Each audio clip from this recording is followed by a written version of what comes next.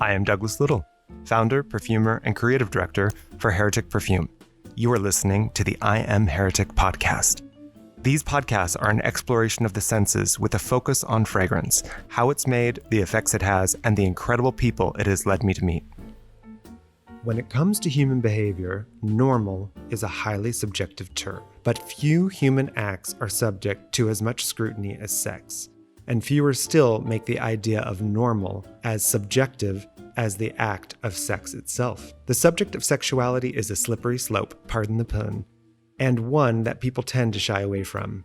Americans have a fairly uptight view on sex, and for some, it's the religious dogma surrounding the subject, and for others, the subject just makes them really uncomfortable. What I do know is that sex and sexuality is the driving force in our complicated landscape of our own well-being. Understanding it better may lead us to more fulfilled and healthier lives. My guest today is the incomparable Betony Vernon, artist, author, designer, fabricator, muse, and healer. You wrote the Boudoir Bible. I know this quite well because I've spent so much time with you, but if you could give a few guiding words as far as the subject of the Boudoir Bible, what context would you put it in? Well, the Boudoir Bible, I wrote it in 2013. It took me about 5 years to write it. And they wanted me at Rizzoli International to put a second title on it, which is The Uninhibited Sex Guide for Today. That's pretty much what it is. I was keen on exploring basically the destruction of the term normal when it comes to our sexuality, and pretty much for anything, really. I wanted to explore also the pleasures of full body stimulation and the tools and techniques that allow us to treat the entire body, mind included, as a sexual organ, because I find that purely phallocentric sex, as most people define it, or genitalized pleasures, can get kind of boring. We know that our intimate relationships have shelf lives if we don't constantly push the boundaries and continue to explore. That shelf life can be anywhere from one night to a year, maybe 2 or 3, before you really start to have to get some skills and some knowledge and some extra possibilities, or we could call them tools in our box, in order to evolve the relationship in the name of pleasure. Otherwise, we get bored. It's just the nature of the brain. The brain, as we were speaking earlier, it likes to play, and the body is the subconscious. So, as adults are often told that we have to stop playing around, we listen to those who tell us that sometimes. And I'm a big promoter of play. So the Boudoir Bible is also about adult playtime. I find that that's really important. I also believe in durable relationships. How do we kindle a ever-evolving, durable relationship with someone? And you feel that the Boudoir Bible answers some of these questions? Yes, that was one of my goals. You said something a while ago when we were together that I've always held on to, is that your work is about demystifying the taboos. And I think that that's a really powerful statement, because people have so many taboos wrapped up around sexuality. Yeah, well, that's the other goal that I had in mind. And it was really to dismantle the pleasure taboo, because we are living in a very sexualized society, and we're faced with sexuality constantly now, often for purely unrelated reasons. At the same time, pleasure remains taboo. And I think it's because we are living in a society, particularly in America, but in general, where we're not taught about pleasure. We're not taught about love. One of my big concerns is that love is also taboo. Today, in this consumer sex society that we live in, some people don't want to talk about love. They find that love is a compromise. And I find that that's quite sad. It's a very sad thought.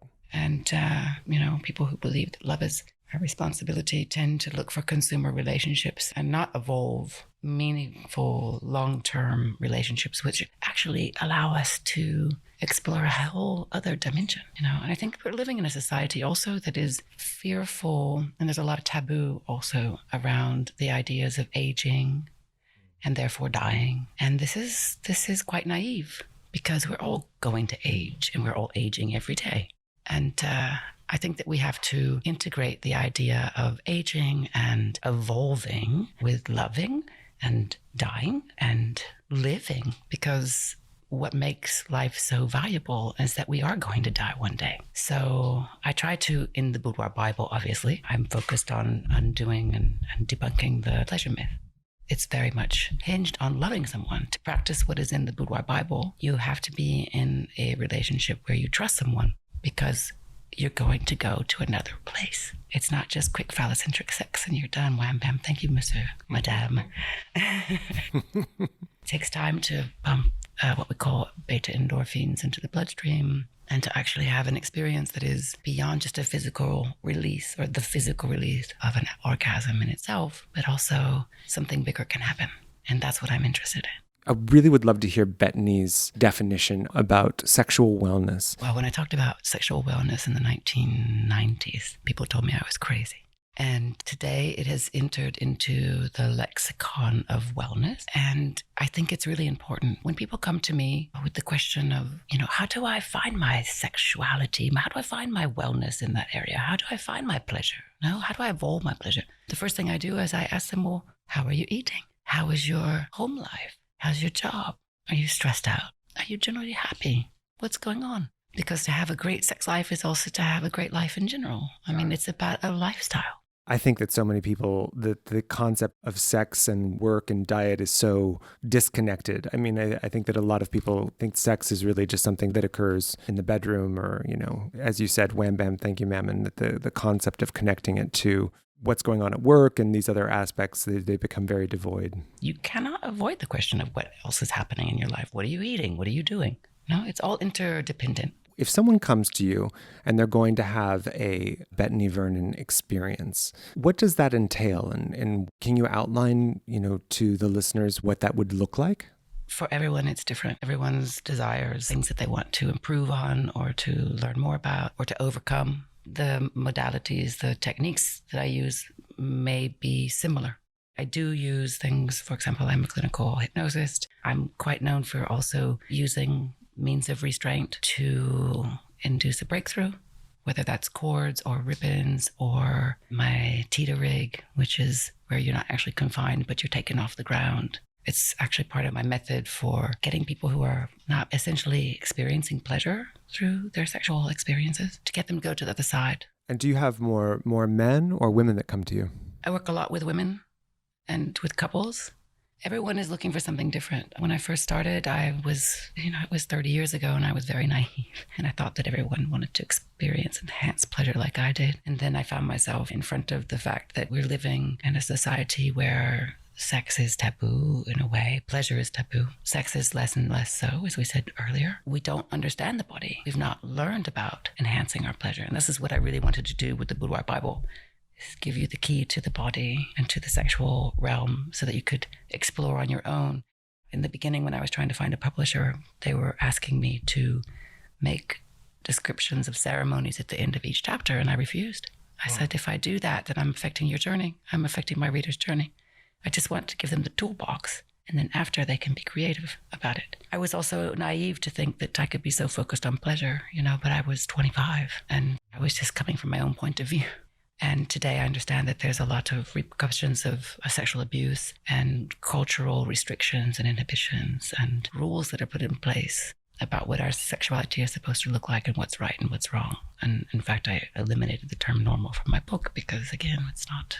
What is normal? Just in general, what does Betony Vernon feel about the concept of pornography and pornography in the bedroom? Well, I think that porn liberated us. And in a way, it also liberated the female orgasm. And now we're enslaved by it. And I work quite a bit with porn addicts and people whose relationships are falling apart because of porn. It has a power to actually numb out the brain when it comes to the real experience. And the actual experience of sex becomes something that someone who is watching a lot of porn is not necessarily entirely interested in. They're quite happy just to masturbate and watch porn. So there is a break that happens in a relationship when one of the partners becomes addicted to porn because the other person is left without the actual physical contact. And without physical contact, there's a big part of us that gets broken and frustrated. And that frustration then leaks into everything. And it can cause for rupture. You know that when they take someone who is a porn addict into a rehab process, it's the same rehab process that is used to take someone off of heroin because it's the same part of the brain that's being stroked. Wow. And it makes so much sense. So sometimes in my work, I'm also working with reassociation of the sexual mind with the sexual body. Some of this work occurs when I'm working with cancer survivors as well. When we have been through a serious illness and have taken pharmaceuticals and or had radio or chemotherapy, operations, parts of the body removed, etc. in order to survive. Our sexual energy gets displaced. So sometimes I'm working just to reassociate sexual persona back into a person who's been through physical trauma. That's amazing. The other thing that I discovered over the years, there is way more disappointment about sex in our world than there is actual appeasement and great happiness, joy and satisfaction and fulfillment. Do you think that the expectations are too great? Yes, I do. I think that porn builds incredible expectations, and it's really important to watch porn also knowingly. We know that porn is all about getting a great view. And yes, you do have to have a very big cock to be able to be on camera and have things visible. But does that mean that everyone has to have a great cock to have a great sex life? No. And often in porn, we're seeing, the body put in positions that are all about getting a great shot in reality. There's a lot of children that are watching porn. The brain is being stroked. The desire center is being stroked. But in children, there's a disconnection because they don't actually understand.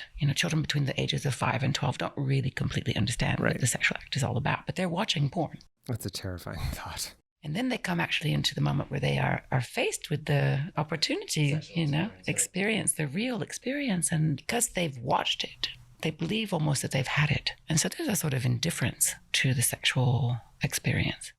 I've been reading all these articles about, how people are having less and less sex. And you think that the technology is definitely a big part of that?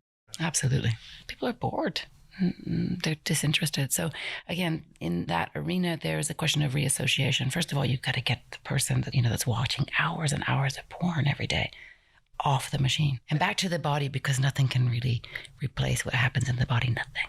This brings the conversation back to, again, another aspect of who you are and what you do. I'd love to hear a little bit more about your erotic jewelry. Why did you create them? Well, I started to create them because I understood, in the 90s that there was a vision about our sexuality that was very dark, and the idea of playing with the whole body and charging the whole body with sensual energy was very much connected to either a vision that was confined to the dungeon, basically, to the underground. And it was something that was seen as perverted and sick and associated with mental illness up until really recently. I mean, even myself in 1996, I remember showing some of the erotic pieces to the buyers at Barney's, which was a store that I was already working with, the jewelry. And I remember being told, we can't sell this jewelry on the jewelry floor. Wow, no? That's amazing. Mm-hmm.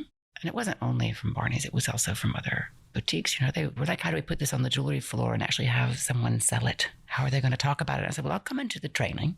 There's also something about your pieces. I own a few of them and I love them so deeply that they're so beautiful to look at. If you know what it is, but if you don't, it's just this incredible object, and it's a beautiful dialogue that you get to have with yourself and also with your lover. And I think that that's a really important aspect of your jewelry. Thank you, Douglas. They are made in metals that are not treated. So it's sterling silver. There's no silver plating. It's 18 karat gold. There's no 18 karat gold plating. Mm-hmm. So they're durable. In fact, the collection for the most part is 20 to 30 years old. That's amazing. I mean, very early on, I realized that my jewelry was empowering people. I would see what would happen to someone when they would try it on. They suddenly felt empowered and sexier and like they had something to offer that they didn't have to offer, before they actually put the ring on. Oh, wow, now I can give a sensation that nobody but me can give this sensation. Something that would enable me to provide sensations that I could not provide with my hands, no? Mm-hmm. When I started to do what I do today, I had no idea where this journey would take me, But one thing that I did do is I put my fear aside, and in spite of all the accusations of the crazy and you're SM, and I never considered myself in these categories. I mean, that's another one of my goals with the book, is to get rid of the categories, mm-hmm. because I find that categories are major limitations. And just be authentic. Follow what you feel, as long as you're not hurting someone, as long as you're not infringing on anyone's innocence and everyone is consenting to have the experience, then it's fine, no? And my bigger mission at the end of the day is just to give the toolbox that you can be yourself and step outside of all the categories. I don't like being categorized. I don't think anyone does. And, I also understood in the work over the years of exploring my own body and bodies and helping others to explore their own bodies as well, is that we're all unique and fabulously different, at the same time connected now. And being authentic with ourselves is really important. Be true to yourself. I realize today that that's a big thing to ask of someone. No? It really is. Yes, because again, like in our sexual awareness, we've not really been taught how to access ourselves. Someone who's in a committed relationship and they're monogamous, what would be your advice to keep sex and sexuality, sensuality interesting? Well, keep on exploring new things. Like I said before, the brain likes to play. And the body is the subconscious, and the subconscious is even more playful. Explain that more. Let me give you an example. Your partner says to you, "Oh, I don't like it if you take my vision away. If you blindfold me, it makes me feel uncomfortable." And how can I work with that discomfort at a certain point in a gradual way to overcome that limitation and go into a next level of discovery now? Because in the moment that you make him or her feel comfortable being blindfolded, for example, then a whole new arena opens. No? Because, of course, when you start to take senses away, for example, the sense of sight, which we're so reliant on, you are going to automatically get a sensual charge that you wouldn't get if you hadn't blindfolded that person. No?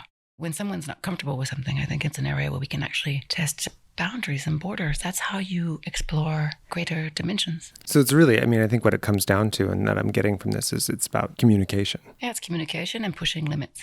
And that requires that we trust each other. Right. And this is something that can only happen when two people are in a relationship where they get to know each other that well. And because we all know now, and we're talking about it on a podcast now, that sexual boredom is something that, yes, it's something that can happen. Yeah, I think it's very real. I think for a lot of people, and I'm just going to really be first person about this, is that with everyone being so time constrained, what are some other tips and tricks that you could potentially throw out there? Okay, so I spent 5 years writing the Boudoir Bible for you. You need to take 24 hours to read it. It might take you 48. It's kind of dense, okay? And then once you've done that, it's just a question of making time in your schedule like you make it to do other things, whether it's mixing a new scent in your case, or going to a yoga class or a Pilates class, or fixing an extravagant dinner.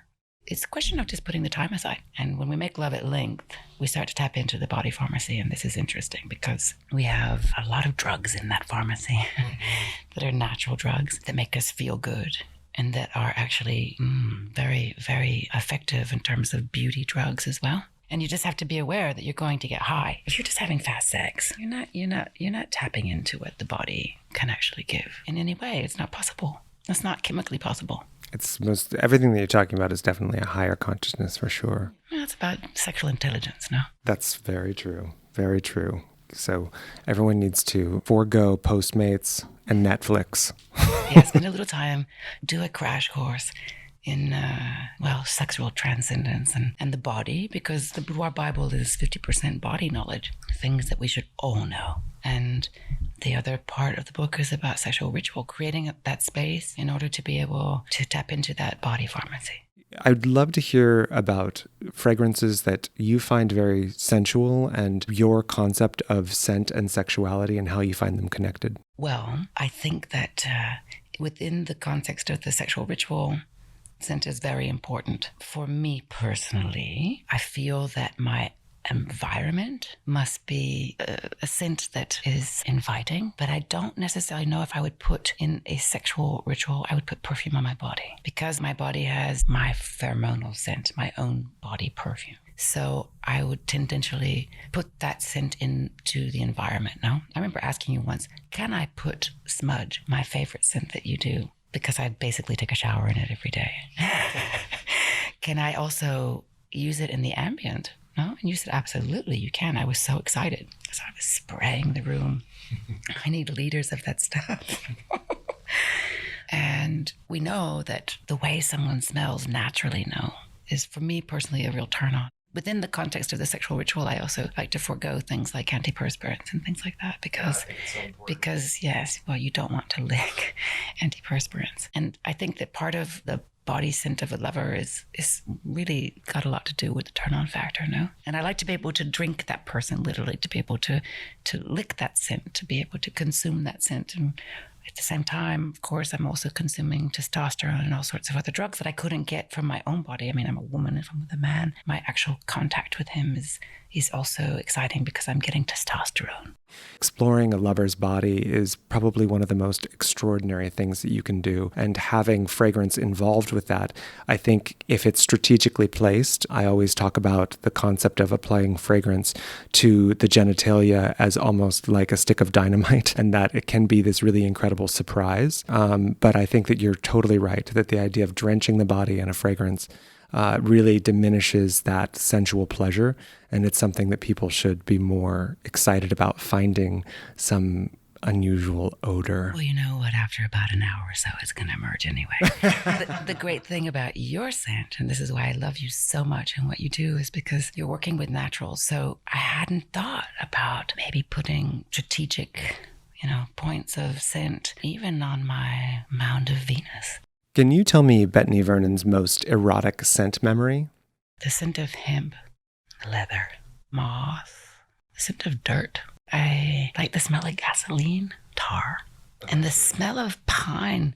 Pine and cedar are both typically classified as top notes, but the other fragrances that you picked up and discussed as being some of your favorites, moss, these kind of very, the dark animalic notes that you were referring to, these are all of those delicious bass chords, and these connect us to the primal aspects of who we are as humans. And they're connected to sexuality, they're connected to spirituality, and of course, this makes perfect sense that you would wander in the kind of murky aspects of where all life springs forwards.